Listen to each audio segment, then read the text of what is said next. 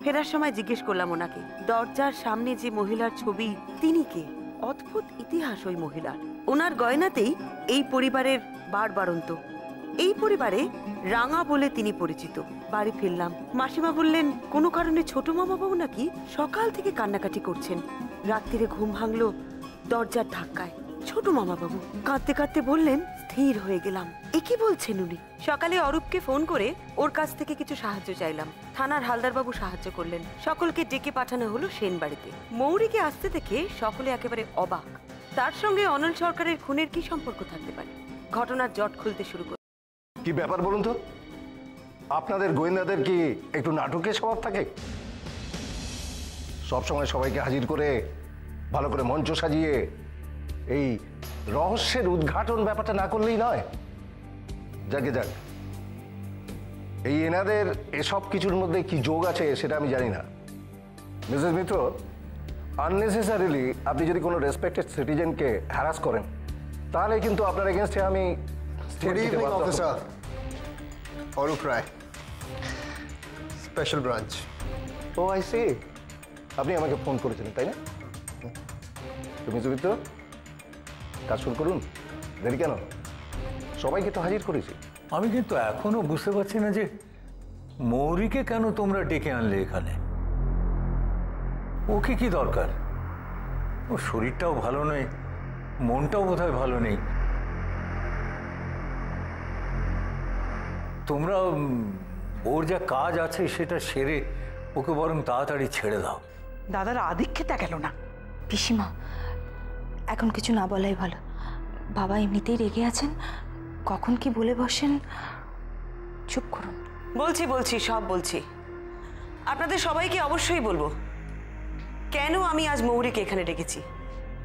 তবে তার আগে আমার একজনের সাহায্য দরকার। কে? ছোট মামাবাবু। উপাল শোনো। হ্যাঁ বলুন। একটু যাও তো, ছোট মামাবাবুকে এখানে নিয়ে এসো। আচ্ছা।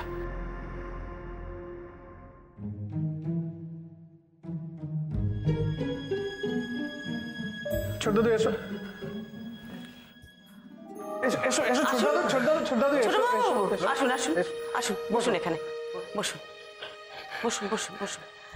ছোট মামাবাবু, আপনি আমার সাথে থাকবেন তো? হ্যাঁ, থাকবেন তো আমার সাথে?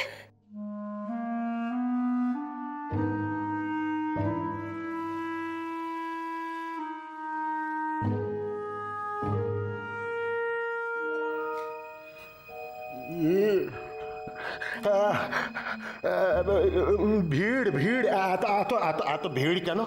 এত লোকজন, ভিড় হটাও, ভিড় হটাও। হুশ হুশ, তফাৎ যাও, তফাৎ যাও। এ কি হচ্ছে বলো তো? এ কি হচ্ছে? হ্যাঁ, সারাটা দিন ওর কোনো হুঁশ ছিল না, জ্বরে একেবারে গা পুড়ে যাচ্ছে। তুমি এর মধ্যে একে কেন ডেকে পাঠালে বলো তো? ছোট মামাবাবু, আমার কথাটা ভালো করে শুনুন। লোভে পাপ, পাপে মৃত্যু, মাঝখানে যে সে তো নিমিত্ত মাত্র। আমি কি বলছি আপনি বুঝতে পারছেন তো?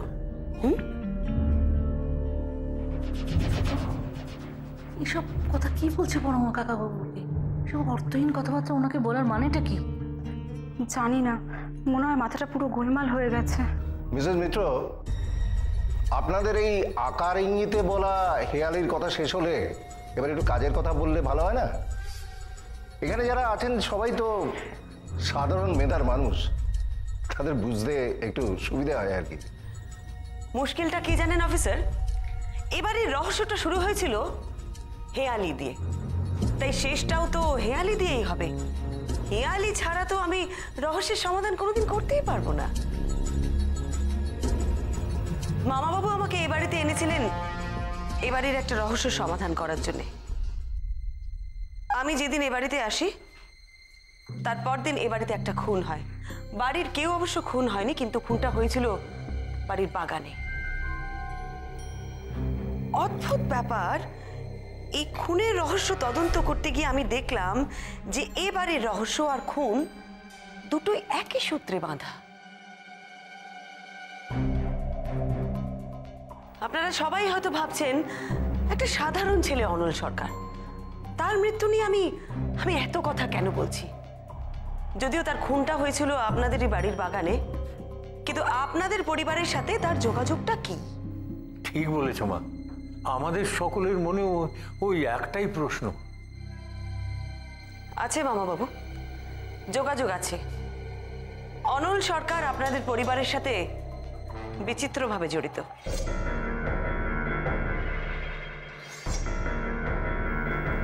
কিন্তু পরমা, আমি তো এনাদের কোনো কালে চিনি না। আমার ছেলের কাছেও এনাদের ব্যাপারে কোনো কথাই কোনোদিন শুনিনি। আমি জানি আপনার ছেলের অনেক কথাই আপনি জানতেন না। আপনার ছেলে কাকে ভালোবাসতো সেই মেয়েটিকেও আপনি চিনতেন না। আপনার ছেলে কি করে বেরোতো সেসব কিছুই আপনি জানতেন না। আমার ছেলে তার ভালোবাসার কথা আমায় বলেছিল, শুধু মেয়েটার পরিচয় আমাকে দেয়নি।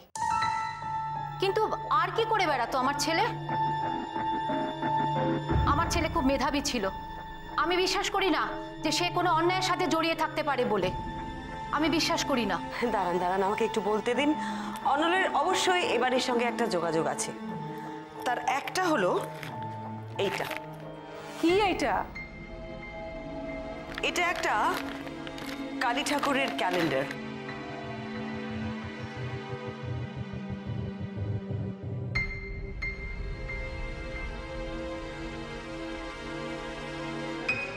যেদিন অনলের মৃত্যু হয় সেদিন সন্ধ্যাবেলা আমি গিয়েছিলাম ওদের বাড়িতে, আর ওর ঘরের দেওয়ালে এই ক্যালেন্ডারটা ঝুলছিল।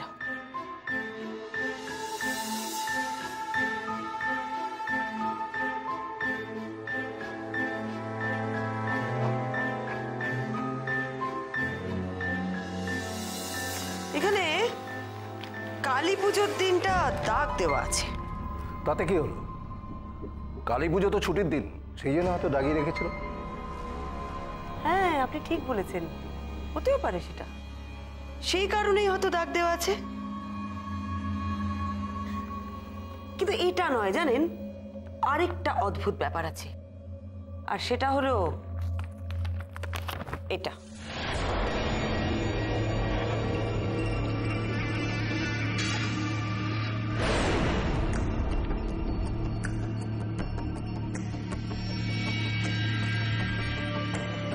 পুরনো ডায়েরির পাতা ক্যালেন্ডারের পেছনে আটকানো।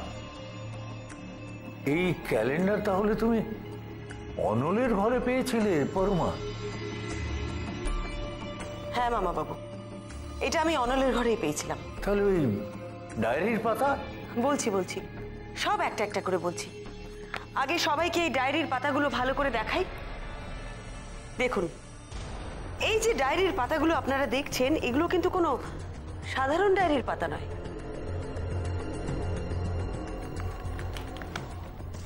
এগুলো এবারের পূর্বপুরুষ শ্যামাপদ সেনের ব্যক্তিগত ডায়েরির পাতা।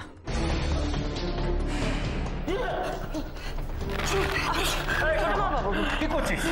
কেড়ে নিলি কেন? ফেরত দে, দে দে দে, দিয়ে দে। না না না, কেউ কিছু জানে না, কেউ কিছু জানে না। চল এখান থেকে, হুশ, তখন যাও, তখন যাও। ছোট মামা বাবু, কেন এরকম করছেন? ওগুলো আর লুকিয়ে কোনো লাভ নেই। দিন আমাকে, দিন দিন দিন দিন, সবাইকে দেখতে দিন এগুলো। এই হেয়ালির জন্য এবারের অনেকের অনেক সর্বনাশ হয়েছে। আজ আমি আর আপনি মিলে সবাইকে সবকিছু বলবো, সবকিছু জানাবো।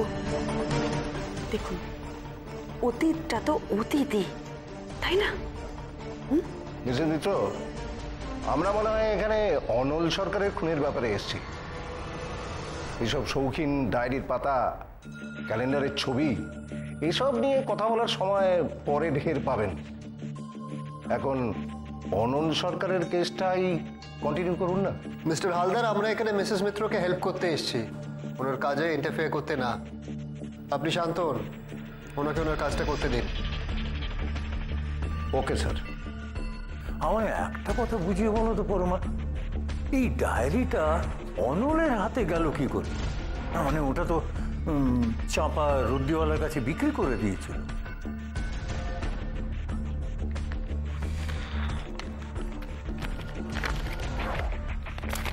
এই ডায়েরিটা অনলের কাছে কি করে গেল সেটার উত্তর তুমি দেবে না আমি দেবো মৌরি?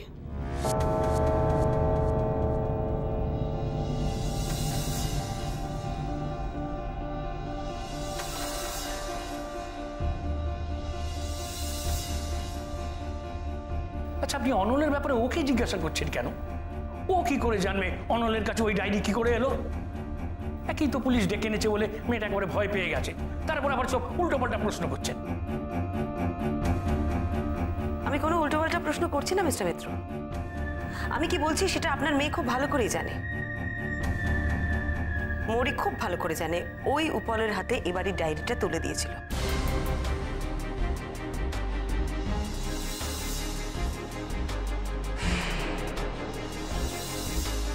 কি মৌরি, ঠিক তো? আপনি কি বলছেন? আমি কিছু বুঝতে পারছি না। না না না না, অ্যাক্টিংটা একদম ভালো হচ্ছে না এবার, তোমার একদম ঠিক হচ্ছে না। তুমি নিজেও সেটা জানো খুব ভালো করে। অফিসার, এসব কি প্রশ্ন হচ্ছে এখানে? কোনো প্রমাণ ছাড়াই আমার মেয়েকে এভাবে অ্যাকিউজ করে যাচ্ছে। প্রমাণ ছাড়া? মৌরি, তুমি সত্যি কথাটা বলবে না আমি প্রমাণ বের করব? কি প্রমাণ দেবেন আপনি? অনলের সাথে যে তোমার সম্পর্ক ছিল তার প্রমাণ।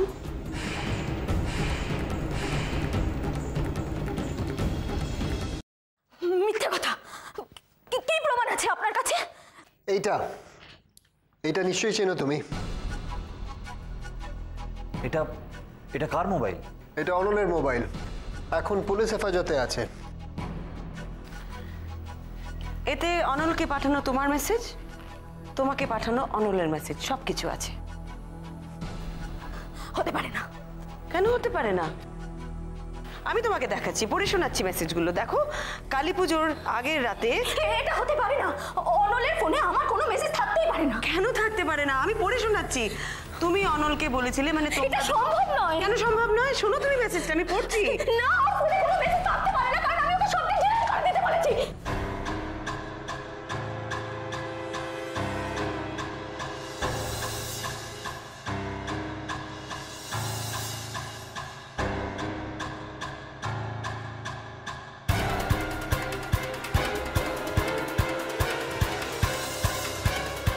কি বলছিস মৌরি? তুই তুই অনলকে চিনতিস? মৌরি! ঠিক বলেছে মৌরি। অনল তোমার কথা শুনেছিল, সে তোমার কথা শুনে সমস্ত মেসেজ ডিলিট করে দিয়েছিল। আসলে এই মোবাইলটাতে কোনো মেসেজই নেই, শুধুমাত্র শেষের দিনেরটা ছাড়া।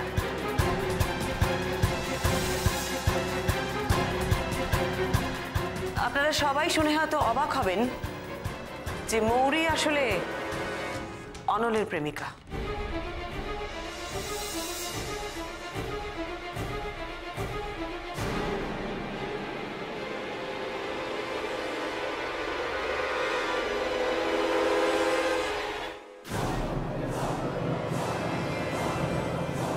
কি সাংঘাতিক কথা বলছো তুমি পরমা?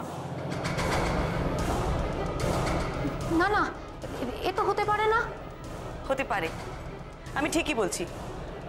আপনার ছেলে তার সঙ্গে যে মেয়েটি সম্পর্কের কথা বলেছিল সেটা আসলে মৌরি। মৌরি, প্রথম যেদিন তোমাকে দেখি সেদিন তোমাকে দেখে আর তোমার কথা শুনে আমার একটা খটকা লেগেছিল।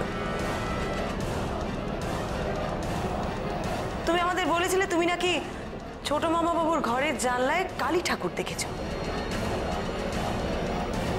তোমার কথা শুনে আমরা সবাই ছুটে যাই ওখানে। ঘরে কিন্তু কিচ্ছু ছিল না, জানলার সামনে একটা বিশাল বড় আলমারি রাখা ছিল। আমি আলমারিটা সরাতে বলি। আলমারি সরানোর পর সেখানে আলমারি সরানোর দাগ ছাড়া আমি কিন্তু কিচ্ছু দেখতে পাই না।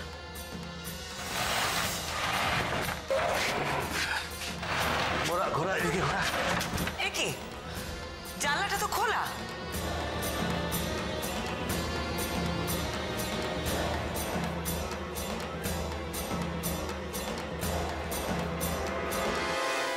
মৌরি বলছে যে ও একতলা থেকে দোতলার জানলায় কালী মূর্তি দেখেছিল। একতলা থেকে দোতলায় জানলায় দেখতে গেলে কালী মূর্তির হাইট মিনিমাম 5 ফিট তো হতেই হবে, তা না হলে দেখা যাবে না। আচ্ছা আমরা তো কিছুক্ষণের মধ্যেই ছোট মামা বাবুর ঘরে দেখতে গেছিলাম, তাই না? সেখানে গিয়ে কিছুই দেখতে পাই না। এত বড় একটা কালী মূর্তি অত তাড়াতাড়ি সরানো তো অসম্ভব। তার মানে অরূপ, আমাদের এটা ধরে নিতে হবে যে মৌরি যেটা বলছে সেটা হয় কোনো অলৌকিক ঘটনা, আর নয়তো ও সম্পূর্ণ মিথ্যা কথা বলছে। প্রথমটা যখন নয় তখন দ্বিতীয়টাই সত্যি। আমার মনে হলো তুমি আমাদের মিথ্যে বলছো কেন? এবারের কালী রহস্যর সঙ্গে তোমার যে একটা যোগ আছে সেটা আমি আন্দাজ করেছিলাম। শিওর হলাম কখন জানো? যখন জানতে পারলাম অনলের মৃত্যু সংবাদ শোনার পর তুমি থেকে থেকে অজ্ঞান হয়ে যাচ্ছ। কি মৌরি, আমি ভুল কিছু বলছি?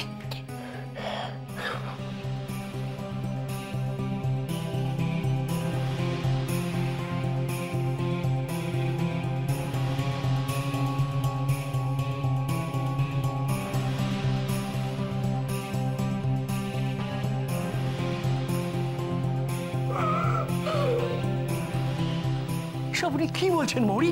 অনলের সঙ্গে তোর কোনো সম্পর্ক ছিল? এসব বলতে সত্যি? না না না না না নেই, আমি মানতে পারছি না। মৌরি সব কথা আমাদের বলে, আপনি শুধু শুধু মন গড়া কথা বলে আমাদের বিভ্রান্ত করার চেষ্টা করছেন। মন গড়া কথা বলছি আমি? আপনার মেয়েকে জিজ্ঞেস করুন, আমি সত্যি বলছি কিনা জিজ্ঞেস করুন ওকে। ও কেন এত কান্নাকাটি করছে? অনল মারা যাবার পর ও থেকে থেকে কেন এত অজ্ঞান হয়ে যাচ্ছিল বলতে পারেন আমাকে? আচ্ছা, আপনার কি মনে হয় আপনার মেয়ের সম্পর্কে এরকম বানিয়ে বানিয়ে কথা বলে আমার কোনো ব্যক্তিগত স্বার্থ সিদ্ধি হবে? বলুন, হবে কি? উপলের সাথে বিয়েতে রাজি হওয়া, ওর সাথে একটা সম্পর্ক তৈরি, এই সব ছিল মৌরির নাটক, সব ছিল অভিনয়। এই সব কিছুর পেছনে ওর একটা উদ্দেশ্য ছিল। মৌরি এ বাড়িতে বাচ্চাদের কবে থেকে পড়াতে আসছে উপল? হ্যাঁ, মাস 6 হবে। হ্যাঁ, 7 মাস তো হবে। আর তোমার সাথে ওর সম্পর্ক কতদিনের? আমি ওকে মাস 4 আগে প্রপোজ করেছিলাম। তাতে ও রাজি হয়ে যায়? না না, তারপর তো আরো অনেক কিছু হয়েছে। তুই ওনাকে একটু খুলে বল না বাবু। না, প্রথমেও রাজি হয়নি, না বলেছিল। বেশ, আর রাজি হলো কোন সময়? আমি তাও ওকে রিকোয়েস্ট করি ভেবে দেখার জন্য। আমি জানিয়েছিলাম যে আমি ওকে ভালোবাসি। সেদিন বিশ্বকর্মা পুজো ছিল। আমি জানতে চাই যে ও কিছু ভেবেছে কিনা। তখন ও আর না করেন।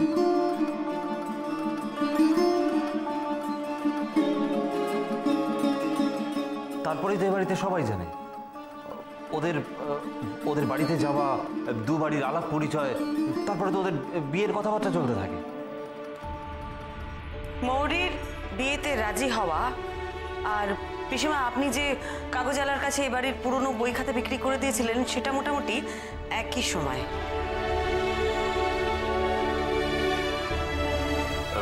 পরমা, তুমি যে বলতে চাইছো সেটা একটু আমাদেরকে বুঝিয়ে বলবে? মানে আমাদেরকে এভাবে ধোঁয়াশায় রেখে তোমার আর কি লাভ? না না, আমি ধোঁয়াশায় রাখতে চাই না মামা বাবু। আপনাদের সবকিছু জানাবো বলেই তো সবাইকে একসাথে।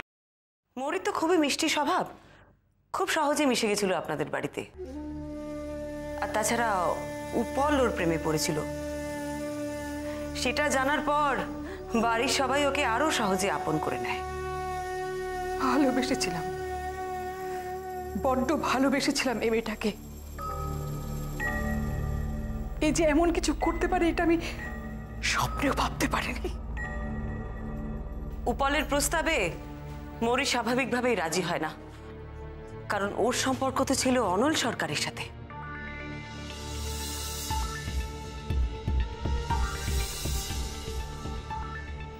আমার শরীরটা ভালো লাগে না, আমি এবার এখান থেকে যাবো। সরঞ্জন বাবু, আপনাকে একটু অপেক্ষা করতেই হবে। আমার পুরো কথাটা না শুনে আপনি এখান থেকে যেতে পারবেন না। আপনার মেয়ের সাথে হয়তো এবারই ছেলের কোনো সম্পর্ক তৈরি হয়নি, কিন্তু আপনাদের পরিবারের সাথে এই পরিবারের একটা সম্পর্ক আছে। কি সম্পর্ক? বলছি, সেসব কথা বলতে হলে আমাকে প্রায় 100 বছর আগের কথা বলতে হবে। একটু ধৈর্য ধরুন, সময় মতো আমি ঠিক বলবো। তার আগে আমি অনলের মৃত্যুর রহস্য সমাধান করি। মৌরি যেহেতু এবারই সকলের সাথে মিশে গিয়েছিল, আমার ধারণা ওই শ্যামাপদ বাবুর ডায়েরির কথাটা এবারের কারোর থেকেও শুনেছিল। আচ্ছা মাসিমা, ছোট মামা বাবুর ঘরটা কবে নাগাদ পরিষ্কার করা হয়? ছোটদার ঘর তো আমি বিশ্বকর্মা পুজোর সপ্তাহখানিক আগে পরিষ্কার করেছিলাম। বুঝলি অরূপ, এই অবধি কিন্তু পুরো হিসেবটাই সুন্দর মিলে যাচ্ছে। মাসিমা যে কাগজালার কাছে পুরনো বই খাতা বিক্রি করেছিলেন, সেই কাগজালা মৌরিদের পাড়াতেও যায়, আর মৌরিও তার কাছেই পুরনো কাগজপত্র বিক্রি করে। ধরে নেওয়া যাক এই অবধি পুরো ব্যাপারটাই কাকতালীয়। আপনি তো দেখছি এই ঘটনাটা কিভাবে ঘটেছে পুরোটাই জানেন, তাহলে আপনিই বলুন, শুধু শুধু আমার মেয়ের মনের উপর চাপ দেওয়া কেন? বলছি কাগজালার কাছে পুরনো কাগজপত্র বিক্রি করার সময় মৌরির নজরে পড়ে ডায়েরিগুলো। ওগুলো দেখেই ও চিনতে পারে যে ওগুলো এ বাড়ির পূর্বপুরুষের। ডায়েরিগুলো দেখে খুব কৌতূহল হয় ওর। ওগুলো নাড়াচাড়া করে ও পরিষ্কার বুঝতে পারে যে ওই লেখাগুলোর মধ্যে একটা রহস্য আছে।